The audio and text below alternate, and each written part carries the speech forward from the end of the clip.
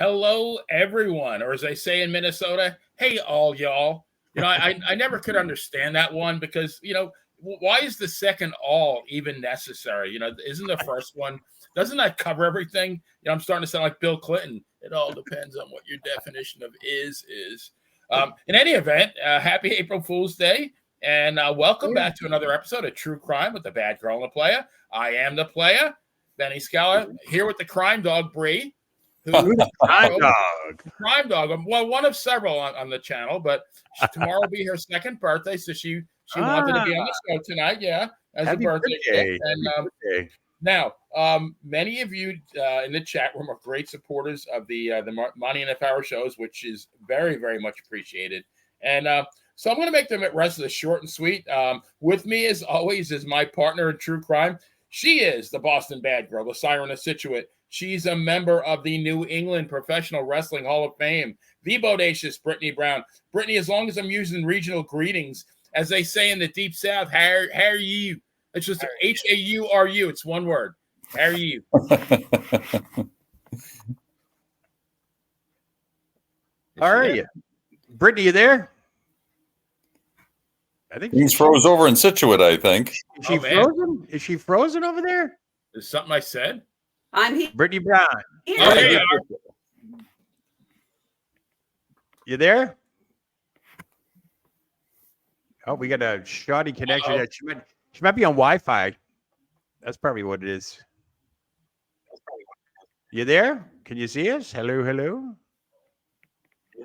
I am here. All right. How are you, Brittany? She's frozen in time. Guys, I can hear you. Okay. Do you want to try exit out reconnecting? Maybe we have a bad signal there. Yep, there you are. Okay. Can you hear us? All right. Well, joining us as well as a gentleman and a scholar, and as opposed to yours truly, who is a scala, but hardly a gentleman. He is the president of Thursday Night, Senor Guns, the Count of Monte Fisto, the personification of personal training, Phil DeCesare. You can also see Phil every Thursday night at the 30 and Friday night on Wrestling Remembered. Phil, how are you, my friend? Feeling good, feeling right. It's Saturday night. No, wait a minute. It's Monday night. And Benny, I'm beginning to think it's Benny Hinman. Who was that? Not Benny Hinman. Who was that comic? Was it Benny Hinman? No, Benny Hill. I know Benny Hill. There's another one that Jerry the King Lawler used to appropriate jokes from. Who was that guy? He said, "Take my wife, please take her." Oh, Benny Youngman. Henny Youngman? Henny Youngman. Okay, it was Henny, not Benny. Oh, okay. I remember him saying he went to a woman's house and he said, this meal was fit for a king. Here, king. Here, king. I guess we lost Brittany there for a sec. Yeah, I'm going to try to see if you can reconnect. It's probably a signal issue down there. Good old Scituate. Good old Scituate. We're prepping for some snow up here, in a couple days. Really? So, I saw some of the nor'easter heading up to Boston. So tomorrow should be okay for our opening day in Worcester at the appropriately named Polar Park right now. Right. Yeah, so we're looking the Woo Sox. Yeah, the Woo. I know. I'm surprised Flair doesn't have a deal with them. I know. I was shocked at that. Are they really the Woo Sox? Yeah, they are the Woo Sox. Yeah, Woo is short for Worcester. Because that's how you say Worcester. Yeah. Well, not that this guy needs an introduction. Last but not least, we're joined by my brother from another mother, the czar of Centerville, Baby Cake's other half, Joe What a Day Lowry. Joe is the host of the great show What a Day with Joe Lowry, seen every Wednesday night on the Monty and the Power YouTube channel. Fellow contestant of the 30, host of Friday Night's Wrestling Remembered. And if that ain't enough, he's got a brand new show called The Ridiculous Wrestling Recap, which can be seen every Sunday at 8 o'clock p.m. Eastern Standard Time. Joe, besides being wicked busy, how are you doing? I'm feeling absolutely ridiculous. That's how I'm feeling right now. Are you tired? I'm a little tired. Thank you for having me on the show. I love coming on True Crime, as we sink our teeth into the seductive yet often sadistic real world crimes. Tonight is no exception. The Menendez family murders captured the nation's attention. And like most true crimes, there are twists and turns, peaks and valleys. And it's kind of reminiscent of Beverly Hills. is exactly where we're going tonight. So Yeah. I was happy to chime in on this one. So yeah, even though I was in the Navy when this all took place, by the time I got out of the Navy and all that set, that's when they got sentenced. So this is a Yeah. night, no doubt. We lost And we Brittany lost again. Brittany again. She must be on Wi-Fi, I think. If she can connect hard, that'd be good. Well, now, hard as it is to believe, this is actually episode number 10 of True Crime. Only 20 more to go to tie My Mother the Car. Now, major points. I don't think we have a whole lot of people in the chat room yet, but major Maria points Davis. to anyone. We got Maria. Maria's So maybe Maria. It's Yeah, me, who was- Santino Morella. My Mother the Car, and who was the voice of the car? Didn't last very long. I wouldn't even know. Good question. Well, did we establish? Was it Fred Gwynn in the show or no? No, actually, Wasn't. no, that was Car 54. Well, that's Car 54. Yeah, he was a cop in that one. No, Yes, My yes. Mother the Car, actually, Jerry Van Dyke. Oh, yeah. Yeah. And then Ann Southern, who was on a number of TV shows back in the day, she was actually the voice of the car. Somehow it lasted 30 episodes, but yeah. But yeah, like Joe said, we're going to talk about Lyle and Eric, the Menendez brothers, who on August 20th, 1989, hard to believe, almost 35 years ago, gunned down both of their parents in cold blood at their Beverly Hills mansion. And now, Bad Girl, are you with us? Are you there, Brittany I am. Brown? Can you see me now? All right. Yeah, we can see you. So, can you give us a little bit of background on the Menendez family? Can she hear us? That's the key. Ooh, I would love to. There you go. She's got a delay. So, Like we're going to Sri Lanka. just making sure you guys can all hear me. Yes, I yeah, can we hear gotcha. you. I got you. Go ahead. You're on the air. Okay, good. All right. So, good. Jose Enrique Menendez was born on May 6, 1944 in Havana, Cuba. At age 6.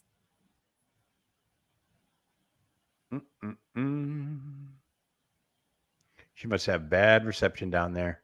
Maybe bad weather there? Or? I don't know. I'm not in Massachusetts. Phil, you got some crazy weather there today? Or you guys all right? Up here in Central Mass, we're good, man. Calm. Beautiful sunrise, too, this morning. Yeah. Good couple days. Hot and crappy as usual. I'm trying to figure out if she's connected directly to her modem or if she's using Wi-Fi, because that'll make a huge difference on her end. Conjunction, junction, what's your function? I remember that. Like Schoolhouse Rock. That was so good. Well, I can fill in a Yeah, little we're bit. good too. It says the page has a problem. Oh, Okay. Yeah, that's weird. I don't know. I'm okay on our end here. yeah, fine here. Sounds good. Yeah. Oh, she we lost just her back again. again. It must be. I'll You fill in the blanks. Tell us about those Menendez boys and mom and pop. Yeah, so I can tell you that Jose, the dad, emigrated from Cuba to the United States. Cuba. Enrolled in Southern Illinois University. Met Kitty there, who was studying education, and then they decided to move to Queens, New York. I believe Jose went to Queens College, got a degree in accounting, and then I think after that is when he got the job for RCA Records. Yeah. And at that point, they relocated to New Jersey, where they had both sons. Lyle was born, I believe, in 1968, I think, and Eric was born in 1970, because I think Lyle is 56. He just turned 56.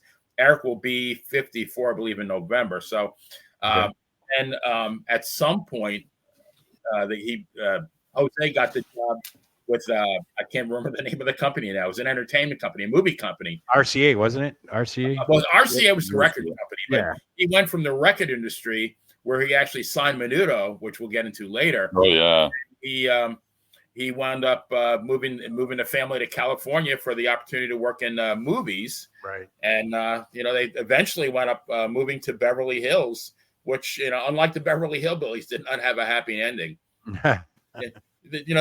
At least at the Beverly Hillbillies, you can see Ellie Mae in the cement pond. There they are. I mean, you never know. Looks like a very happy and well-adjusted family, right? Yeah, very well adjusted. Yeah, Maladjusted. There was a baseball player, and his famous catchphrase was "You never know." And you never know. I Yeah. mean, here we go. Like, and it definitely, you never know. But what a day, Joe! You have the unenviable task of telling everyone about that fateful night of August 20th, 1989. I wish it was December 1963. Yeah, so we no could kidding. also start saying, "Oh, what a night!" Yes. Yeah, there Great you song. go. What happened on that night? Well, according to detailed reports here, on the evening of August 20th, 1989, Jose and Kitty were standing in the den of their Beverly Hills mansion when Lyle and Eric entered the den carrying shotguns. Jose was shot 6 times, including a fatal shot in the back to the head with a Mossberg 12-gauge shotgun. Kitty was shot 10 times in total before the fatal shot to her cheek. She was actually on the ground crying and sobbing and crawling. Lyle ran to his car to reload. He fired the fatal shot to her face. So immediately after the killings, both brothers remained in the house, expecting the police to respond due to the sounds of the gunshots. When the police did arrive, the brothers told them that the killings had occurred while they were in town at a movie theater watching Batman while attending the Taste of LA festival at the Santa Monica Civic Auditorium. Now, the police did not seek gunshot residue tests from the brothers, which would have indicated whether they had recently discharged a firearm. Now, in the months after the killings, the brothers began to spend extravagantly on luxury items, businesses, and travel. Lyle bought Chuck's Spring Street Cafe, which is a Buffalo Wing restaurant in Princeton, New Jersey, as well as Rolex watches and a Porsche camera. Eric hired a full-time tennis coach and competed in a series of tournaments in Israel. The brothers eventually left the Beverly Hills mansion that was occupied and chose to live at some condos near Marina del Rey. Now, they also, they dined expensively, and they took out expensive trips to the Caribbean and London. So all in all, they spent about $700,000 with these lavish items, which today's figure would be roughly about $1.8 million. Wow. Family members later disputed a connection between the spending and the murders. Reason being is that they didn't see any changes. They always spent this type of money all the time. So, but there is one interesting caveat to all this. At one point, they attended a New York Knicks basketball game at which they became immortalized. And you will not believe this, what I found. It turns out that the brothers, they like to go to the New York Knicks games. They actually ended up appearing on Mark Jackson's rookie card. This is great. Wow. The card was essentially worthless back then because this guy, Mark Jackson, who's also a Hall of Fame guard, at his rookie year was horrible. He only averaged 7 assists that year, and that was most of the time feeding Patrick Ewing. Now, the card floated around for about 30 years, and the photos of the brothers were discovered by 2 people researching the story. Now, they heard about their lavish spending, but when they noticed they bought courtside tickets to the New York Knicks game at Madison Square Garden, a light bulb went off in their head. So they decided to go through some junk cards on eBay. Now, since eBay doesn't let you buy anything back then affiliated with murders of serial killers, they tried to figure out another way to do it. So what they do is they took every NBA basketball card, they found it online and paid 10 cents a piece, and they went through thousands of NBA rookie cards, and they zeroed in, and lo and behold, they eventually found the Mark Jackson rookie card. The timing fit perfectly between the murders of August 1989, including up to their arrest in 1990, which is the exact length of the NBA season. Now, that worthless card that was probably worth, I think, no more than $10 back then is now, if you go online and Google this thing, some people are asking up to $5,000 for this rookie card. Yikes. The time, they want to say it was about a month and a half after they killed their parents that they attended this basketball game. Oh, and by the way, eBay has since lifted its ban on selling merchandise like this. This is no doubt called the O.J. Simpson effect. So how about that, huh, folks? Wow. This story actually just came out a few years ago, 2018, I think it came out. And when the 2 kids actually tweeted out this stuff, nobody batted an eye until I think it was a New York Post reporter just happened to catch on to it. And lo and behold, the thing went viral up. I think it was like 2019. This thing finally went viral. So pretty amazing stuff there. Basketball card linking it. Little things like that they kind of irk people out. There's 2 kids who just killed their parents. Yeah. and a half prior, attending a New York Knicks game, front row nonetheless, probably sitting, I would imagine, with Spike Lee in attendance back then. Of course. You know what I mean? They're all. I mean, what did those tickets go for back then? They had to go for at least a few $1,000, right? Well, considering their lifestyle, money was obviously no object to these two. I mean, I can't believe kids like this had access to that type of money back then. But hey, I grew up watching The Karate Kid too. You're either from Encino or you're from Beverly Hills. So, it is what it is. Man. I hear you. And I see Brittany. It's kind of hard to believe, though, that they actually spent that kind of money on a regular basis. They didn't have that much money. I mean, the parents were well off, but I mean, that was, I think, didn't the older brother buy a Porsche Carrera? 3 Rolexes. Yeah. Well, they had access to money. That's it. Doesn't mean it was theirs. They had access to it. And he bought a wing place, right? Yeah, he bought a bunch of lavish items. It was in 2023. He could have invested in Woo Wings, right?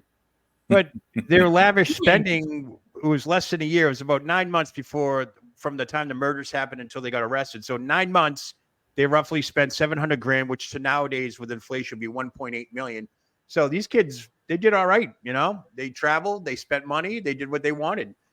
And one of them was a great tennis. He was ranked 44th in the pro Eric, the younger brother. Yeah, he was getting ready to turn in. I think that's how they arrested him too. He was coming off the plane from Israel 3 days later after they got the other brother. Yeah, so, I think one part of the spending was, I think he invested like $50,000 to hire a full-time tennis coach. Yeah, that stuff too. So yeah, it's crazy. Yeah, different way of life out there. Different way of life. Absolutely. So, Mr. President, how about the trials, incarcerations, and appeals? It was really interesting to me. One of the things that I was totally baffled by was that when they called 911, that they never tested them for gunshot residue. Which, how do they not do that? That boggles the mind. I mean, the whole case is odious just from, it's Shakespearean in so many ways. So, back when this case made headlines, I was in a different place and I only paid half attention back then, you know what? And I just relied upon just these media accounts to kind of draw my own conclusions. But as we'll see with the unfolding of the trial, the subsequent retrial, and sentencing, and now what's happening now in the very recent past few days, as we'll probably discuss too, I think there's a little more than meets the eye. But it all started back July 20th, 1993 was when the trial of Lyle and Eric Menendez actually began. Yeah. They were actually tried together, of course, as you would imagine, but they had separate juries it's kind who were tasked with deciding their fate.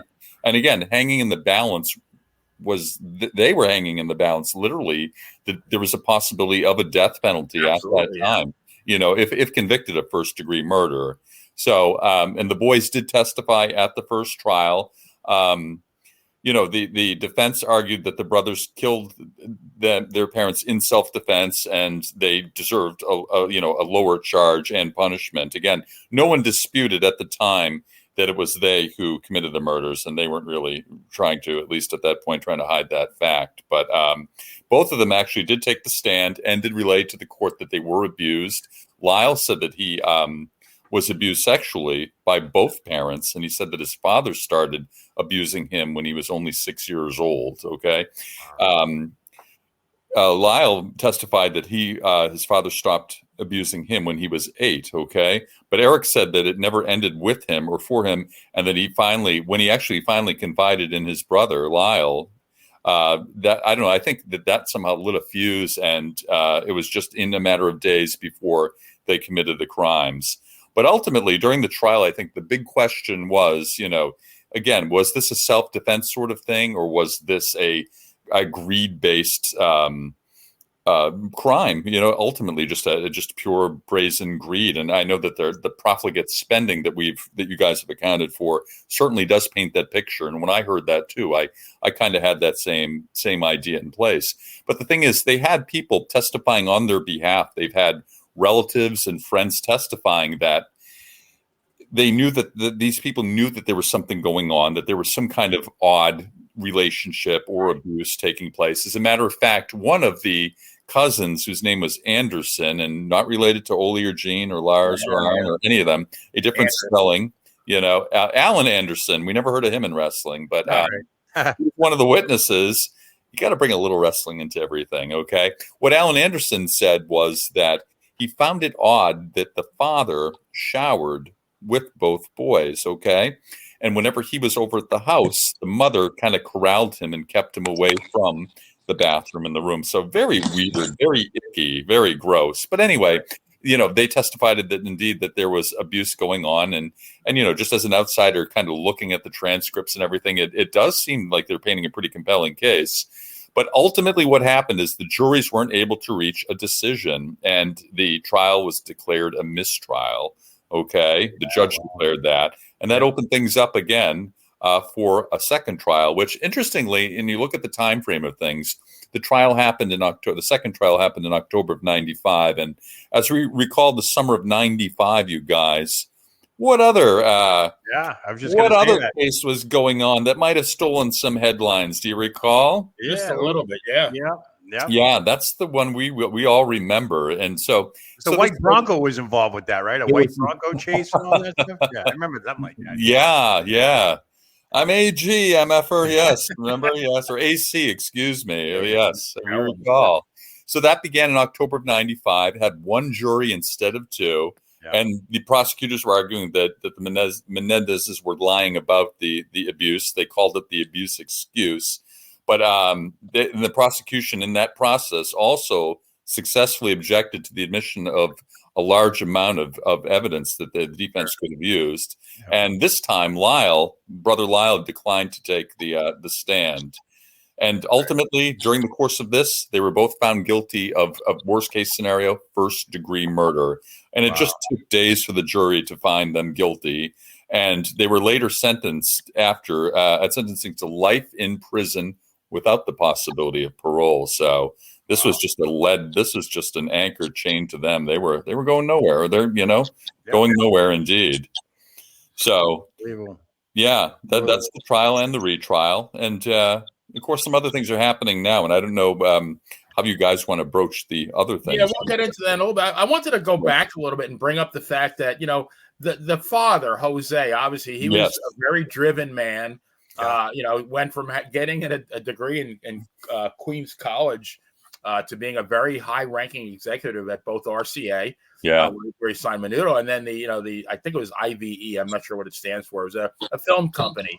Yeah, and very senior person making probably over $1 million a year, and throughout the boy's life, supposedly, failure was not an option. They were expected to perform very well. In whatever they did, school, tennis. The older brother Lyle got a scholarship to Princeton, an athletic scholarship. Yep. But apparently he went up flunking out, didn't go to class, didn't do any work, and then after that, I believe that Jose, the dad, got him a job at the company, the film company. Yeah, right? And same kind of thing. He'd show up late, not really do any work. Typical nepotism, which causes a lot of office dissension. Nepo babies. The boss's kid who doesn't have to do shit. Didn't the cops originally think this was a mob hit? Well, yeah, because I believe they purposely shot them in the kneecaps. Yeah, they so that and it was overkill. Yeah, almost similar to the last one we did there, the New York guy. Oh my God, I keep forgetting his name. Berkowitz. It was in that area where there was a lot of shootings and stuff with mob-related fatalities, and they kind of went on that. I think that's what let them off the scent for a little bit, was they thought it was a mob hit. Yeah, so that bought them some time. Well, and of course, at first, when they made the 911 call, sure, he said someone shot my parents. It wasn't, I shot my parents. I think the way it actually unfolded was that it was one of them confessed to a psychiatrist, and whose girlfriend actually went to the police. Little pillow talk happened, and it was about 6 months later after the killings where they were, that's when they were arrested. And I don't mean to interrupt, but I do believe we have Brittany back, but audio only. Can you hear us, Brittany? You good? Yes, I can hear you guys and see you guys now perfectly. All right, so we'll just imagine that you're in the room. So chime in whenever you want. So Conjuring Brittany. Love it. Yeah, no kidding, huh? And that's not far from here. Far. It's not far. Not far. Not far. That's far. I'll shout out the window. No, sir. No, sir. But it just made me wonder when I heard all these things. The fact that he got the ride into Princeton, but he didn't want to do the work. And allegedly or supposedly they were involved in a number of robberies in their teen years, where they actually broke into people's homes and stole things. And Jose would wind up bailing them out and paying them off.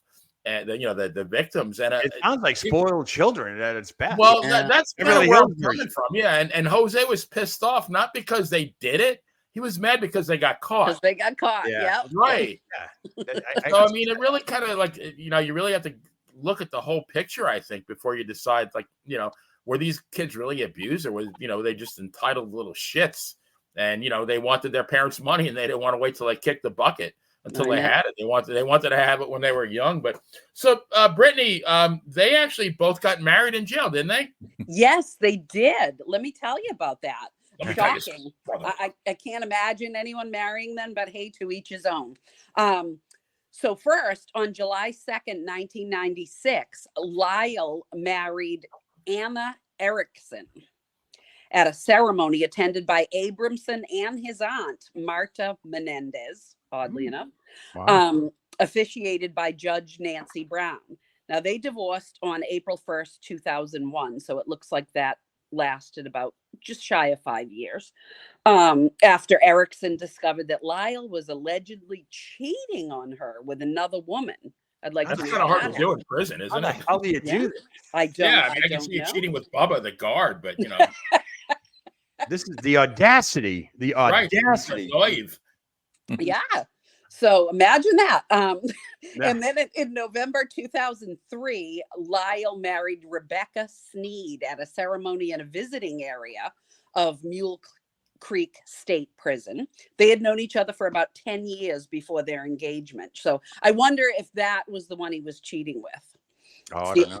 The only thing I can come up with. I think they were writing letters for, about 10 years. And I think he was calling her. So that's probably what it was. Now in this was even earlier. So June 12th, 1999, Eric married Tammy Ruth Sackerman at Folsom State Prison in the prison waiting room. The Johnny Cash. Johnny Cash. Joe, I tell you, yeah. Folsom Prison Blues. Yeah, you guys. Yeah. That's what I hear a train coming. It's coming around the bend. And I do believe Manson was there for a time as well. Oh, why not? Yeah, right. And so Tammy later stated, our wedding cake was a Twinkie. Oh, nice. We improvised. It was a wonderful ceremony until I had to leave. That was a very lonely night. Yeah. In an October 2005 interview with ABC News, she described her relationship with Eric as something that I've dreamed about for a long time. And it's just something very special that I never, ever thought I would have. Wow. Imagine that. Well, nightmares are dreams too. Wow. Yeah. Every is little true. girl's dream. Wow. Yeah, to marry somebody who shot their parents 16 times. Yeah. What a catch. And get married in a prison and have a Twinkie. Have a Twinkie, yeah.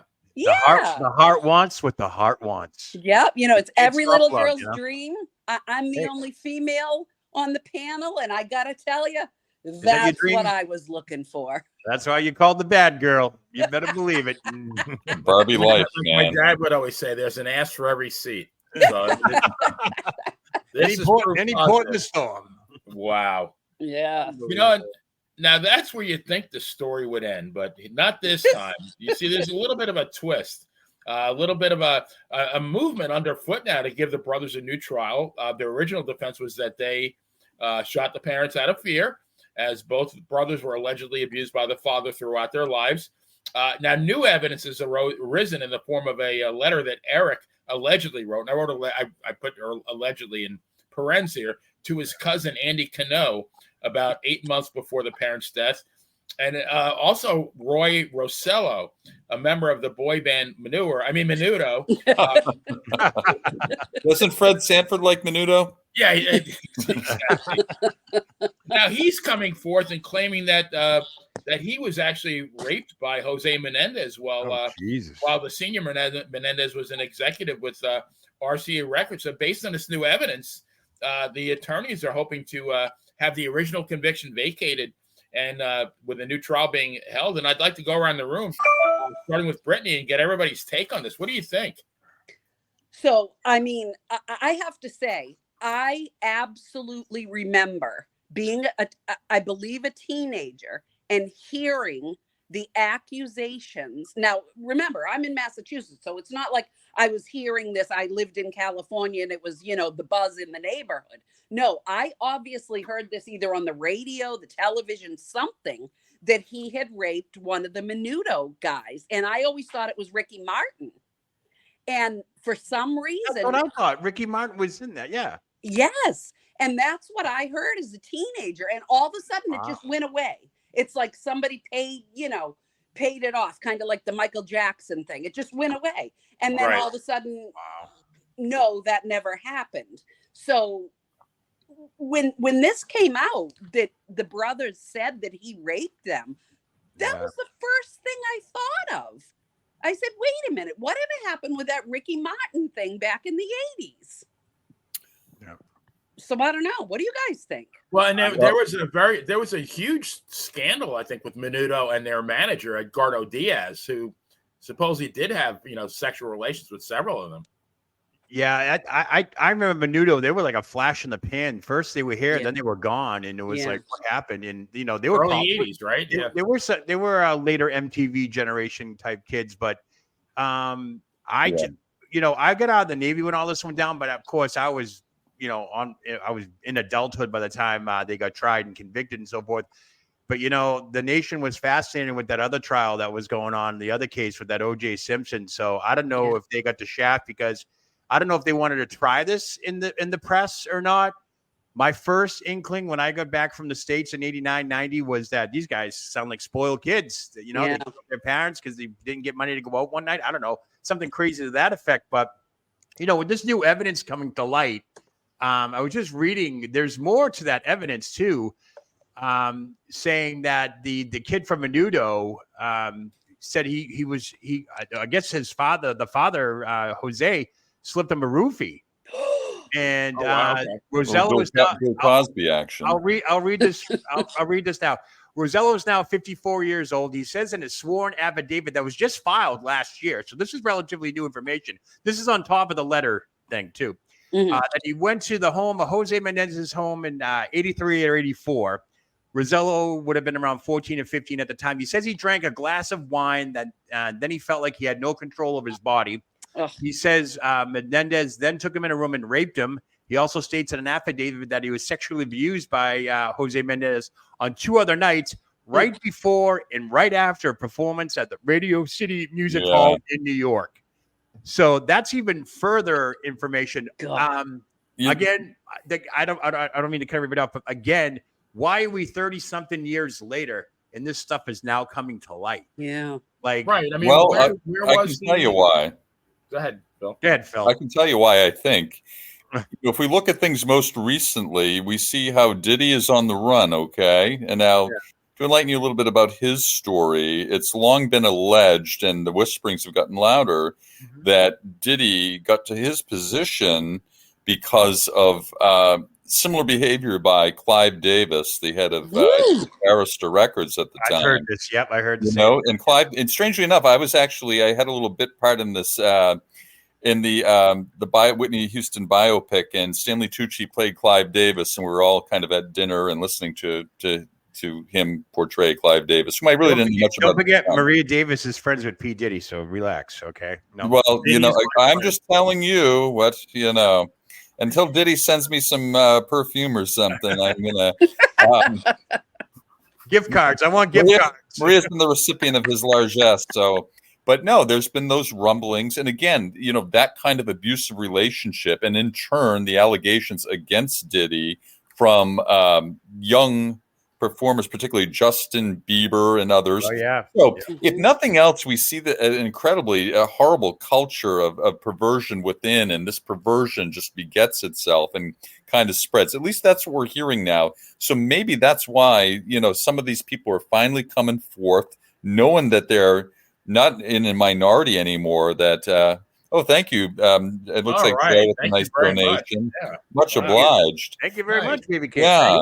Beautiful. So I think we're seeing that Right. coupled with, what's his name? Hollywood, the director who's now Weinstein? Harvey Weinstein now, of Yep. course. So we're seeing more of this in the whole industry, and we were just seeing now the corruption is kind of seeping forth. People are coming to basically blow the whistle on all this stuff. So I think we're going to see more and more of it. Well, that's Comet Pizza. I've read a little bit about that. Yeah, but seriously, I think Hollywood and I think that the music industry has got a lot of these horrible situations, going on. So now it seems a little more plausible, and again, as we know. Don't you think the timing is off now that, since that Weinstein thing's been blown up and everything else and the Diddy thing, all of a sudden now we got the Menendez coming forward with, rape allegations from a guy from Menudo. Now we have underage drinking involved and possible a drug roofie was given to him. You know what I mean? It just where was this information years ago? Well, look at Bill Cosby. I know. I understand. It took decades for this to come out. Is it a power thing? Are there certain people no longer in power? I mean, it's just, we can't really, from our perspective, really, I think, analyze the timing of this. I think there's a lot going on, and I don't think people are going to come forth unless there's really something to come forth about. All right, I got to read this one. Baby Cakes she's into astrology. Astrologically speaking, Pluto has moved into Aquarius and is a sign of truth and justice. Aquarius Pluto rules the collective and shedding the light to get to the truth. It's all timing. So yeah, it is. It's timely. So is the big reveal taking place? I think it's been taking place on all fronts when you think about it. But I noticed that whenever they do these astrological things, the planet Uranus is never mentioned. And I'd be really pissed off if I was in Uranus. It's like, what about us? As Bart Simpson said, "I'm the creature from Uranus."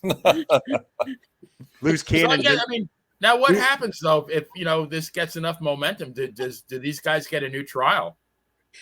That's what I heard. Yeah, I know as of today, it is in the judge's hand. 48 Hours just did a story on this a couple of days ago. Yep. They are literally waiting as we speak. A judge can come out with a ruling on this any moment. I think they're going to be released. Any moment. I do too. And when that happens, what they're doing right now, the boys who abuse children, the hope is that the judge will realize the new evidence is indeed credible and persuasive. He will vacate the convictions, which means they get released. It'll then be up to the LA County District Attorney's Office whether to retry the case.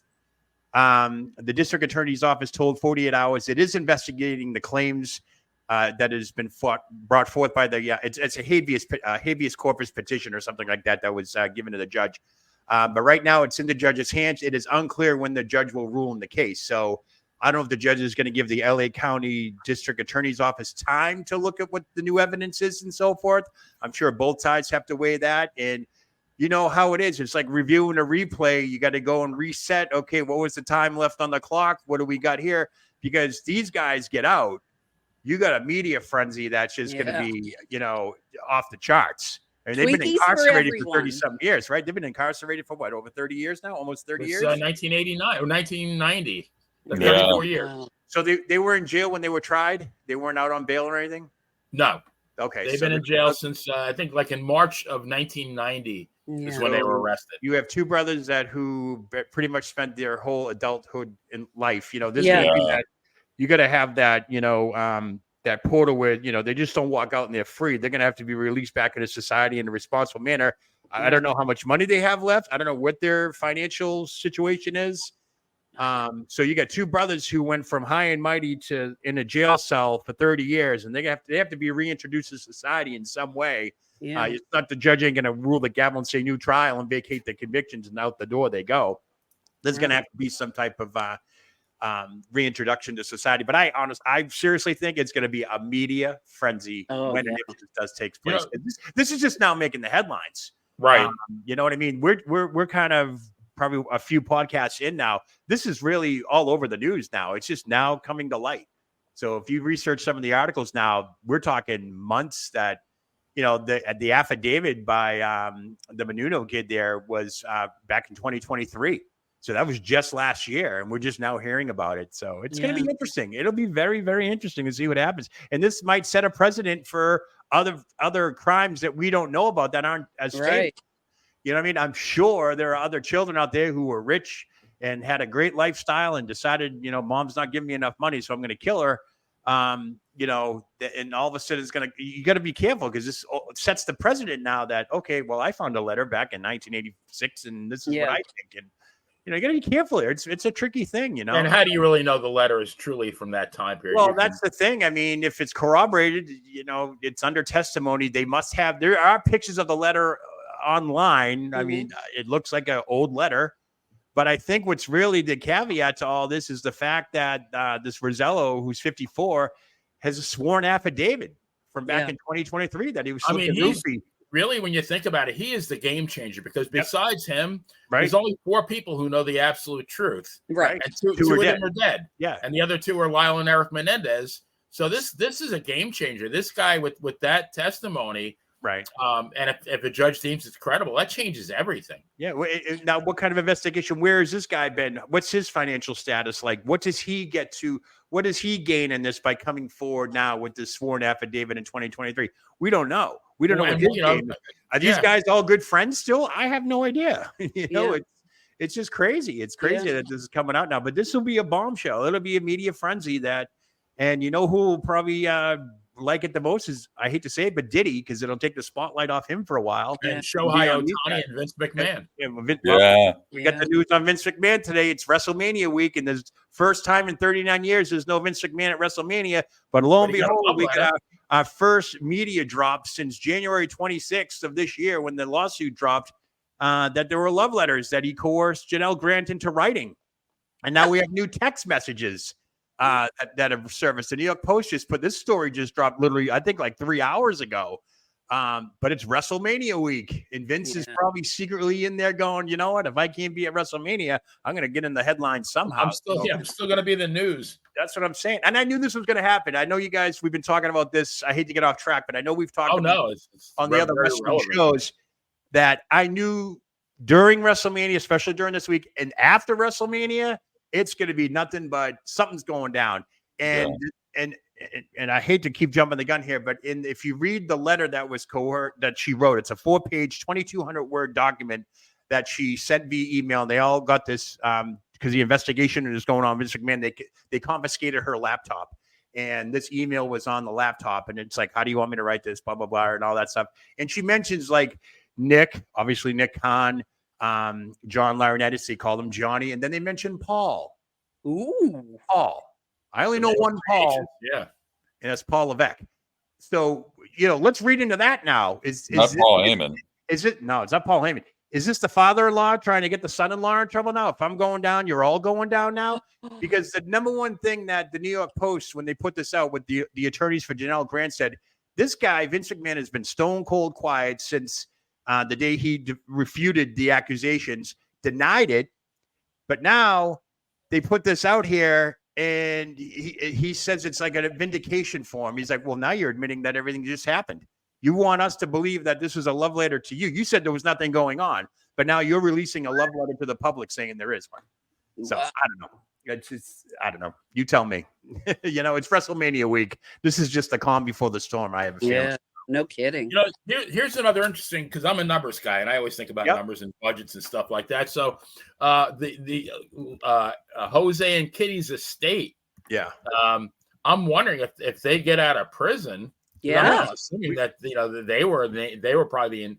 They were the trustees, beneficiaries. It had to be put inside. I do believe. Forgive me. Tell me if I'm wrong. When you're incarcerated like that, and you have money such as that, doesn't it have to be turned over to somebody who's eligible outside of the prison system for your behalf or something like that? You're handcuffed in jail, whether or not you could do go to court and do this and that and all that stuff, unless it's directly related to you. So I don't know. Or or is it just put in trust until they get out? Although in their case, I would say no, because their sentence was life without possibility parole. of right. So I don't know if Right. we don't know what theoretically they weren't ever getting out, and something had to be done with that money. They both. Yeah, I would think agree. it would have been kept till they both, It'll be, presumably die. And you probably can only have so much money in your prison canteen, so I don't think you can have thousands and thousands and thousands of dollars because they'd probably be dead by now. Yeah.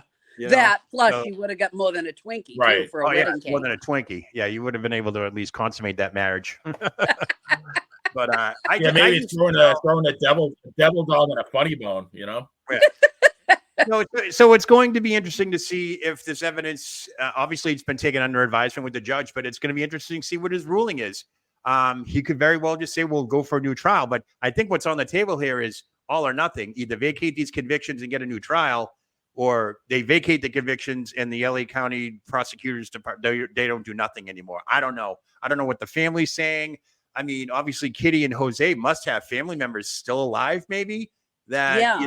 that I would saw an uncle.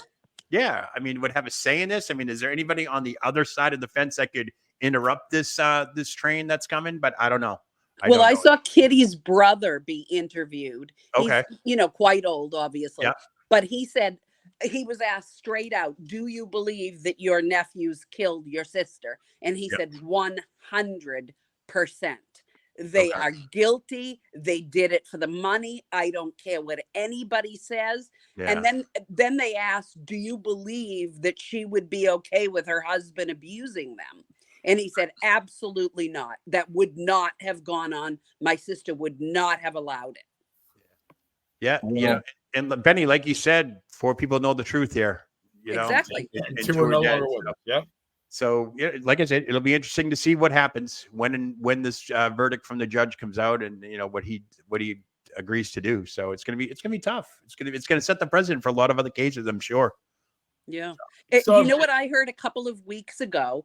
I heard that it's either going to be nothing gets done, or it gets the murder charge. They're going to be let go on manslaughter. Right. That's a whole different charge, and it's already time served for that. Right. And it would be time served, so they would get out that day or the next day, whenever the paperwork's done. This is really going to be interesting. Yeah, it's going to be huge. It's going to be big news. And but it's funny, I don't have cable TV anymore. I stream a lot of my stuff because I watch the Bruins and everything from back home and everything. So I get like obscure commercials, and the Menendez brothers have been in a lot of commercials lately, which means there's a lot of press surrounding this now. Wow. Whether it's on this news channel or whether it's on this magazine show or this podcast. I don't get regular everyday commercials like everybody else, like localized. Yeah. I'll get random ones, and I've seen a lot of Menendez brothers. The trial. I've heard it was fixed. The trial was fixed. The fix was in, but all of a sudden, everything's cropping up again. It's like, okay, now it's Menendez brothers' turn to resurrect itself. No pun intended after Easter, but nonetheless. So, yeah, it's crazy. Crazy world we live in. Probably the easiest thing would be to just change it, do a plea bargain with the brothers and their attorneys, just change it to a manslaughter charge, which they'll plead guilty to, and then, all is done. Yeah. I can't imagine going through the process of another trial just to Me either. Well, what's the statute of limitations on this? I mean, is anybody who testified still around? Will they want to come forward again? I mean, I know the first trial was a mistrial, but the second trial, there's a lot of pressure on both sides, either testifying, not testifying, and all that. Would you want to go through that again? I know. Especially, let's not forget, folks, 89, 90, there was no social media back then. Right. We had to read the newspaper about this. We had to flip through the pages and read the opinion columns and all that stuff. You have social media now. This is probably going to work in their favor when you think about it, because if they want to tell their story like they're doing now, they could do it on social media. Yeah. A whole generation of sleuths out there that are just like the ones that found the basketball card. Yeah. They went down that avenue. So. And let's not forget, the judge did not allow for any cameras or any televising of the trial back in the day. Yeah. For fear of information or what have you getting out, or so he says. So the public didn't have that perspective. They weren't privy to, really seeing this for themselves. So, that's a good way to control public opinion too. So I know, what do people think? Should I even ask you guys, what do you think? You think they were abused? I think in that that type of household, maybe I'm not going to say 100% unless you have irrefutable evidence, Yeah. which I have not seen. It's basically hearsay and a sworn affidavit and a letter. We've seen this story play itself out. Maybe they were abused when they were younger. They weren't when they got older. I don't know. Was there drugs involved? Did they owe money? Was the mob involved? Was, the parents' employers involved? We don't know what happened that night. They shot and killed their mother and father and expected the police to come and denied it at first. And finally, it wasn't until trial that they admitted what happened. And I think the course of their defense changed. So they are guilty of killing them. It's just a murder of what degree? Was it manslaughter, first degree, premeditated? You tell me. I don't know. We'll never know. But I think they were neglected or abused to an extent. It's a pretty violent way, though, as we know. Shooting in the kneecaps, a shotgun, and that, and it was so just blatant, so egregious, and it did seem like a crime of passion in that sense. I think it was a total of 6. They were shot 16 times in total. What? Well, he had to go back and shoot his mother. He ran out of ammo. Shot his mother in the face. Yeah. Yeah. That's they a whole hell of a lot. They had to stop to reload, I think, didn't they? Yeah. Yeah. One of them had to run back out because the mother was still crying and crawling on the floor. Went out the house into the car, reloaded the gun, and ended up shooting her in the face. Yeah. Like, come on. Like, I mean, there's certainly the possibility that they were abused, but they don't seem to fit the persona of abused kids. I mean, they just seem like they're very cocky, very arrogant, very entitled. Well, what's the root of all evil? What's the root of all evil? Money. Right? Was there the love of money? The love of money. I don't know the specifics You're of right, the trial, but were they able to gain a lot of money with their parents being gone? You know what I mean? Especially that's a good question, right? Had they not already the access to, and were not only spending the money, and you know what? Were they rather freely, it's unimpeded. So it doesn't make sense from that end, I don't think. Yeah. And again, I think if we're, based on just what I've read, just how emotional they were breaking down in terms of, when they were talking to, some professionals in psychology, and just how they were, you can't take that kind of emotion. So I don't know. I'm leaning towards abuse. Well, I mean, I can't say for sure, but I'm leaning towards saying, these are some weird people in that industry at these levels, I think. Yeah. It's a whole different lifestyle. Yeah, I dare say, without making too many judgments, they're a whole lot weirder. I mean, we are blessedly boring, I think, in many ways compared Absolutely. to, and I'd have it no other way, but compared to some of that out there, selling your soul for, Loose Cannon thinks the kids wanted quick money. They didn't seem like they needed money. They didn't. Well, from your accounts, Joe, they were. I mean, how much? They seem to be living a very charmed life, or in 9 months, La Vida Loca. Yeah, 9 months they spent $700,000, but which is equivalent to 1.8 million nowadays. So they had access to money. They had access to money. So I don't understand if there was more money involved. Was there drugs involved? Were these guys tripping? We don't know. We don't know. And I think it's a shame that obviously, don't forget now, we were on the heels of the OJ thing, and we learned firsthand how corrupt Beverly Hills Police Department was. Yeah. If the movie Beverly Hills Cop didn't drive you crazy back in the 80s, so I think I Googled how many murders took place in Beverly Hills in the last 20 years, and now I think I stopped at 26. It was just a lot, and a lot of them were high profile, and I'm not just talking about Goldman and OJ's wife and all that stuff. There's other ones too. Ronnie Spector, Phil Spector, things like that. What a creepy dude he was, huh? You just forget about all these, and why in Beverly, and they're all within like a 40-mile radius of each other. Like there's a problem there. Look at Laurel Canyon, man. There's a great book about all the rock and roll stars who lived by Laurel Canyon. Their associations with Manson, and fascinating. The number of murders there are just off the charts. Loose Cannon says they didn't have access to the cash.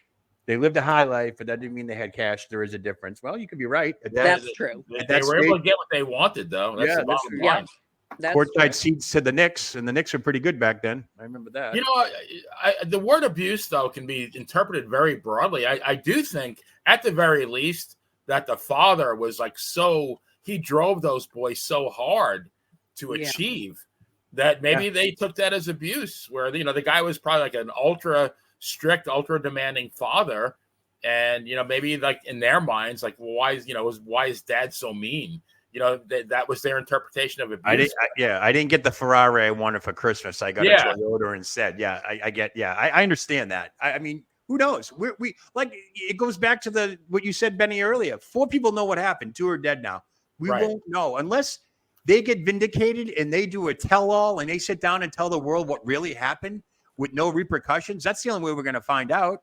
Yeah. I mean, if this verdict gets vacated and all said and done, time served, manslaughter, whatever, whatever happens, social media is going to be their friend after this. They're going to be rock stars now. So they're going to be rock stars. You're right. They're going to have. They're going to be, chomping at the bit, and will they need money when they get out? I don't know. But will they be able to make money? I think they will. I think they'll be out. Big book deal, big movie, whatever. Yeah, movies, any public appearances. But I'm also talking like, will there be a gag order?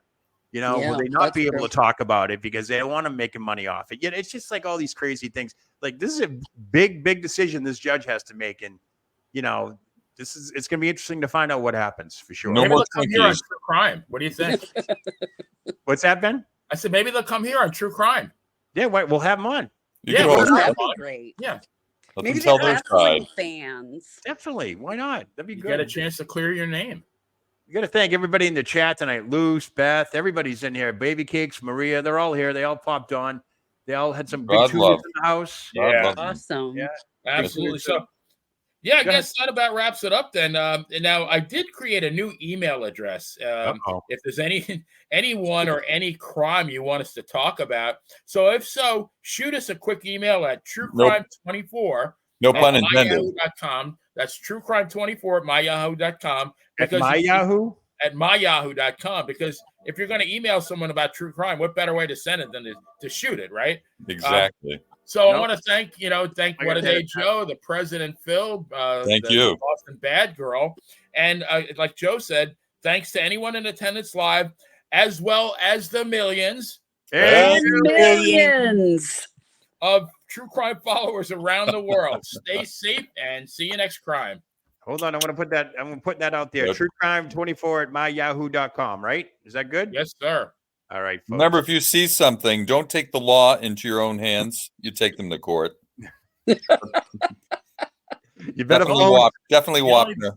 I thought it was you better phone Stone. But keep in mind that hookers are allowed to take things in their own hands because they're really good at it.